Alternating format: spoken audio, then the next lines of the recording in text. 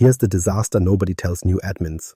One bad Purview retention setting can chew through your storage like Pac-Man on Red Bull. Subscribe to the M365 Show newsletter at m365.show so you don't miss the next rename apocalypse. We'll cover what Purview actually does, the retention trap, the IA guardrails to prevent disaster, and a simple pilot plan you can run this month. Reversing a bad retention setting often takes time and admin effort. Check Microsoft's docs and always test in a pilot before trust falling your tenant into production. The good news, with a solid information architecture, Purview isn't the enemy. It can actually become one of your strongest tools. So, before we talk guardrails, let's start with the obvious question. What even is Purview? What even is Purview? Microsoft has a habit of tossing out new product names like it's a side hustle, and the latest one, lighting up eye roll meters, is Purview. A lot of information architects hear the word, decide it sounds like an IT-only problem, and quietly step out of the conversation. That's a mistake. Ignoring Purview is like ignoring the safety inspector while you're still building the house. You might think nothing's wrong yet, but eventually they show up with a clipboard, and suddenly that dream home doesn't meet code.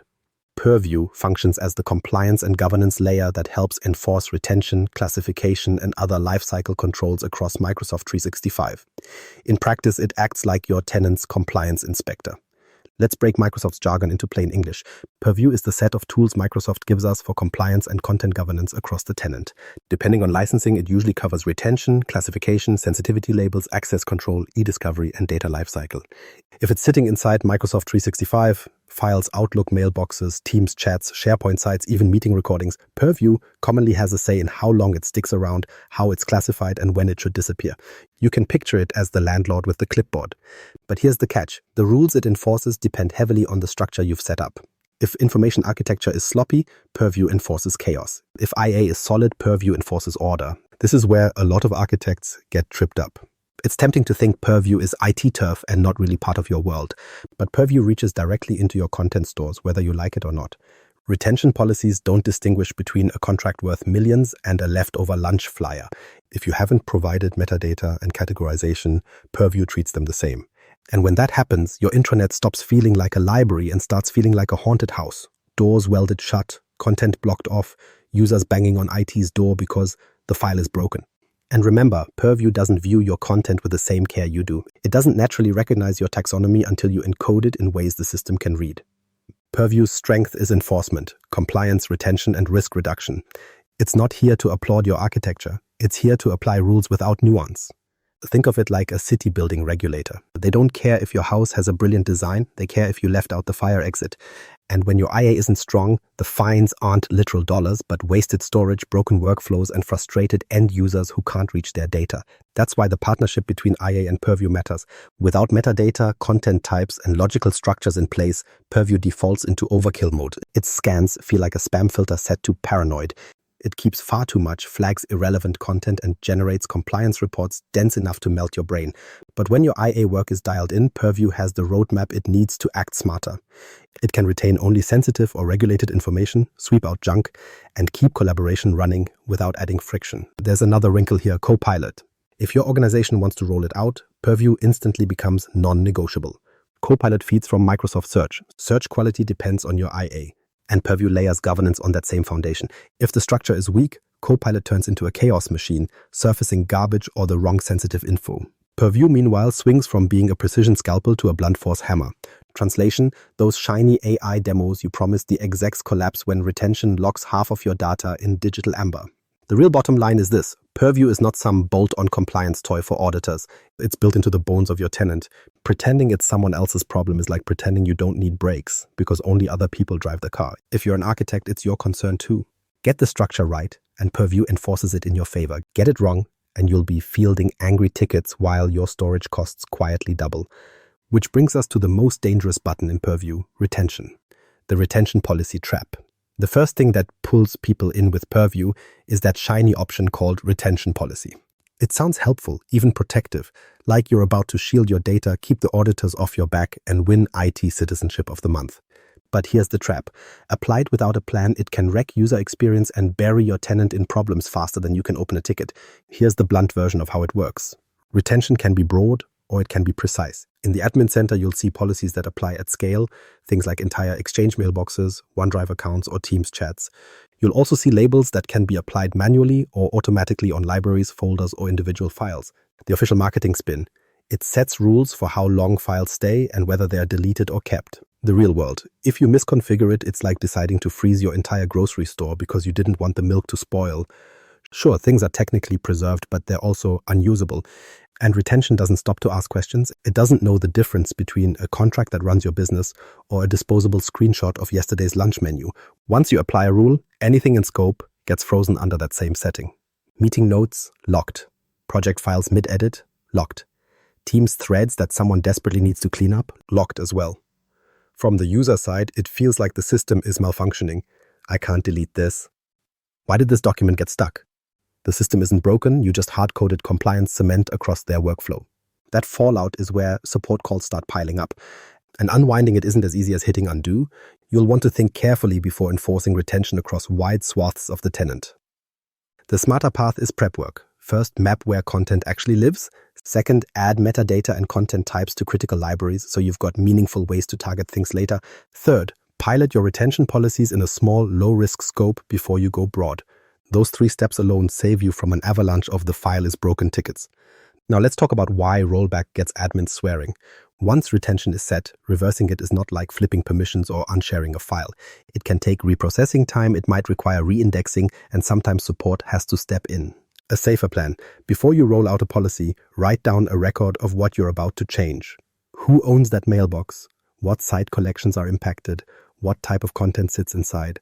Have a tested rollback path, run your pilot, and know what resources you'll need if you have to backtrack. That way, when a VP shouts that their project files are locked, you've got a ripcord and not just panic. As for those so-called immutable label settings, think of them as permanent tattoos. Some retention settings once made can't simply be rolled back. Microsoft's own docs advise treating them as effectively permanent, so always test in a contained spot before turning them on. If you're not sure which ones can be reversed, check the docs and test, because there is no magic delete key for compliance labels once they've cemented content. Then there's the hidden cost people don't talk about, storage. Retention doesn't just prevent deletion, it makes the system hoard files in the background even if the user tries to delete them. Suddenly you've got SharePoint sites jammed with preserved copies, OneDrive full of zombie documents, and Teams chat histories stretching back years because nobody told the system to cut them loose. Think of it like renting a storage unit. Everything users try to throw out secretly ends up there. The bill shows up later and finance wants answers.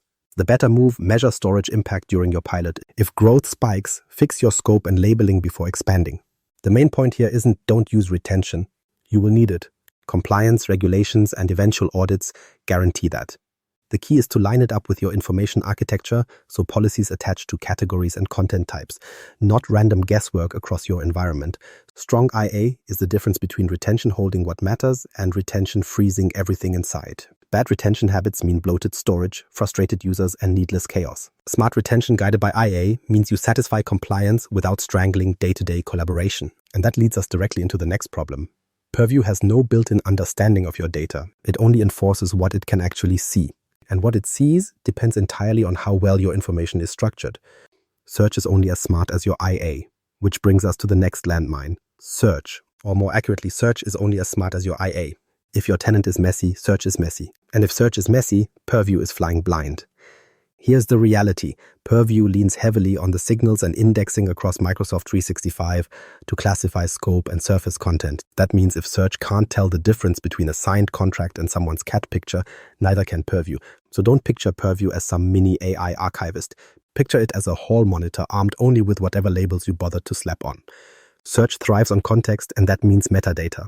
File names, library structures, content types, tags. That's how it separates an employee record from a lunch flyer. Without those, everything collapses into a random soup of results. If your libraries are just piles of document1, docx clones, stuffed into endless miss-see folders, don't expect Purview to magically figure it out. At best, you get false positives and scans stuffed with noise. At worst, compliance rules hit the wrong targets and frustrate everyone. Think of it this way. Organizing your tenant is like sorting Legos. If you separate them by size and color, you can find the exact piece in seconds. Dump everything into a trash bag, close your eyes, and tell someone to fetch the blue brick. That's your environment with weak IA. When Purview kicks in, it's not going to sort pieces for you.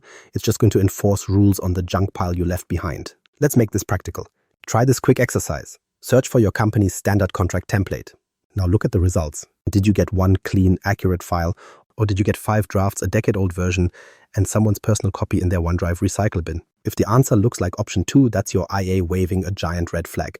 And yes, that same noise is exactly what Purview and Copilot are chewing on behind the scenes. Here's where you can start fixing it fast. 1. Enforce file naming conventions so you don't end up with duplicates called final, v3, real final. Doxer 2 require 3 to 5 metadata fields for your most critical libraries and things like department, doc type, and year. 3. Assign content types so policies can scope correctly. These are simple tweaks that pay off immediately. They don't require a 6-month project plan, just admin, discipline, and buy-in from your teams. Now add Copilot to the picture. Copilot depends on accurate indexed content. If your IA is clean, Copilot actually serves up useful answers because it's grounded in the right data. But with poor IA, the risk spikes. You'll start seeing stale documents and wrong versions creep into outputs. That's less magic productivity tool and more AI confidently quoting bad data. So if your execs are excited about Copilot, invest in IA now or prepare for awkward answers later. This all leads to a bigger point. Admins often complain that Purview is too noisy. It's not. It's a mirror. It shows the mess you've left behind. The good news is you control how clean that reflection is. Strong IA makes search sharper. Sharp search lets Purview and Copilot act with precision instead of chaos. Remember, IA isn't about stomping on creativity or being the content librarian no one asked for. It's about saving money and sanity by preventing storage from ballooning with mislabeled junk. Even small rules, consistent naming, required tags, content types, shift Purview from blunt enforcement to actual precision. Without them, every report, scan, and alert feels like spam instead of insight. At the end of the day, search isn't dumb, it's obedient. With bad IA, it obediently reflects chaos. With strong IA, it obediently reflects order. And since Purview and Copilot both write the same signals, they're only as good as the tracks you lay down. Build them strong and the tools help you. Leave them broken and you'll get swallowed in clutter. So you know the problem. Now the question is, what do you put in place before flipping the switch in Purview? Because without guardrails, you're risking the same kind of meltdown that happens when unlabeled boxes get sent through airport baggage check. That's where we're heading next. IA guardrails before you touch Purview. Before anyone touches Purview, you've got to build the guardrails. Think of this like a pre-flight checklist. Without it, you're not cruising through compliance. You're nosediving straight into chaos. Every tenant needs baseline rules in place before that first button gets clicked. It might feel like housekeeping, but it's the difference between a stable environment and a backlog of tickets longer than Costco's checkout line on Black Friday. Here's the short checklist you'll want to remember. In order. Map, name, metadata, classification, cleanup, pilot. 6 steps. That's it. Let's break them down one by one. Step 1. Map. Draw the map before you drive the car. Know exactly where HR files live, where contracts are stored, where project junk sits, and which spaces are legally defensible. If you don't map, Purview is flying blind, and so are you. Step 2. Naming. If your sites and teams are called Test123, NewsI2, or Bob's Stuff, Purview won't know what's inside. Neither will Copilot. Names must be predictable and human-readable. Finance sites should look like fin contracts, not random docs. And here's where governance matters. Define who creates sites, who approves names, and what rules they must follow. If enforcement tools exist in your tenant, naming policies, provisioning workflows, great, but confirm what's actually supported before you promise automation. Even without automation, strict rules and an approval step keep your environment from turning into junk drawers. Step 3. Metadata. Yes, everybody groans when they hear it, but it's non-negotiable. Metadata is literally the signal Purview uses to separate the cafeteria menu from a legal contract. Rule of thumb, start with 3 required fields in your high-value libraries: department, document type, and year. Expand only if the new fields add clear search value. That's how you make retention, classification, and search precision tools instead of blunt hammers. Step 4. Classification rules. Don't bother tagging every file one by one. You'll drown fast. Instead, set high-level rules. HR records in this library, finance work parked over here, project temp files sent to a designated sandbox where deletion is allowed. Without these rules, blanket scans will grab junk alongside records. I've seen draft benefits documents caught in a 7-year retention net. And let me tell you, explaining to auditors why we were archiving cafeteria menus was not a highlight of my career. Step 5. Cleanup. Don't let Purview be your first line of hygiene. That's handing the janitor a welding torch. IA must set rules to clean up before lockdown. That means auto-expiring old teams, archiving dead SharePoint sites, and auditing OneDrive accounts for ex-employees. If you skip cleanup, Purview will faithfully preserve garbage forever. Garbage locked in amber is still garbage, just more expensive. Step 6. Pilot. Never ever roll out labels tenant-wide on day 1. That's the fast track to chaos. Instead, run a pilot in a single business unit for 4 to 6 weeks. Measure storage changes, track user complaints, and test whether search accuracy improves. Then adjust, document, and expand. This is where you also bring in stakeholders, legal, records management, security. All of them should sign off on the pilot plan. That stops scope creep later, and it means compliance and security teams can't yell at you after you've already deployed. Think of pilot labeling like inviting a robot to pack your boxes. You wouldn't unleash it in the whole house if nothing's labeled. Otherwise, it decides your TV belongs in kitchen and your files get locked in the wrong place. Pilots let you catch the weird stuff like files freezing, alerts spamming, or storage spiking before it escalates tenant-wide. Do all this right and the side effect is bonus points with Copilot. Structured names, metadata, and clean libraries make search more accurate, and that's what Copilot builds responses from. Instead of spitting back garbage files or outdated drafts, it delivers smarter summaries. Skip the guardrails, and Copilot starts sounding like a sloppy intern who just grabbed the first document it saw. Bottom line, guardrails aren't busy work. They are the insurance policy. Put them in place and Purview becomes a controlled, predictable compliance tool. Skip them and you'll be chasing retention, chaos, broken workflows, and storage bills you can't explain. And here's the kicker. Even with good guardrails, Purview isn't forgiving. If you roll it out wrong, the fallout comes fast and it's brutal. So let's talk about the actual pitfalls. The what-if scenarios that leave tenants bleeding support tickets and invoices. Common pitfalls and what-if scenarios. When Purview goes sideways, it doesn't tap you politely on the shoulder. It trips you hard. And the what-if scenarios aren't edge cases. They're the everyday tickets piling up in tenants where IA got skipped. Let's walk through the biggest pitfalls and, more importantly, the quick fixes that stop them from turning into full-blown disasters. Problem: inconsistent tagging. If users are saving final v3, copy of final, or use this one with no metadata, Purview has nothing reliable to work with. Outcomes: wrong files get locked, cafeteria menus end up in retention reports, and compliance noise drowns out the real records. Mitigation: enforce default metadata, set required fields in high-value libraries, and where licensing allows, look at auto-classification features. It's not glamorous, but it keeps Purview from coloring outside every line. Problem: overscoping retention. Nervous admins often hit the panic button, retain everything everywhere, just in case. Sounds safe until the tenant fills with Teams chats that include birthday wishes, memes, and half-finished ideas all preserved indefinitely. Suddenly your storage bill looks like a ransomware demand node. Mitigation: scope retention only to containers or content categories that need it, run a small pilot first, and involve legal or compliance so that retention windows have a defensible reason, not a guess. Problem: ignoring lifecycle cleanup. Purview doesn't delete your junk for you. If old Teams, stale SharePoint sites, and abandoned OneDrives are still floating in the tenant, Purview will happily keep them. Deleted files still retained, drafts still saved. It's like paying for offsite storage where every broken chair gets wrapped in bubble wrap. Mitigation: run regular archive and disposal rules before Purview policies hit. Auto-expire teams, set site lifecycle policies, and establish an offboarding cleanup process for ex-employee OneDrives. Otherwise, Purview just taxidermies your trash. Problem: assuming it can undo anything. Here's where reality bites. Some label configurations in Purview are designed to be locked down, and rolling them back is either technically constrained or painfully slow. Policies may need reprocessing and often involve escalating to Microsoft support, which means waiting while hearing the dreaded phrase, by design. Mitigation: treat labels carefully. Some label configurations can be difficult or impossible to reverse. Verify immutability behavior in Microsoft documentation before deployment, and only apply those strict settings where policy or law demands it. Voiceover note: cite Microsoft's published guidance on retention label immutability if available. If you do misapply a policy, here are 3 triage steps you can execute immediately. 1. Pause any new policy rollout so you don't compound the damage. 2. Open an internal incident record, document exactly which containers are affected and who owns them. 3. Escalate to Microsoft support if you can't reprocess content on your own. Note: confirm SLA expectations with Microsoft before opening tickets so leadership isn't blindsided by response times. Here's a fast example to drive it home. One org slapped a 7-year retention across all Teams chats. Overnight, every meme, cat gif, and side conversation bloated storage and search. Cleanup dragged on for months and still left unexpected costs.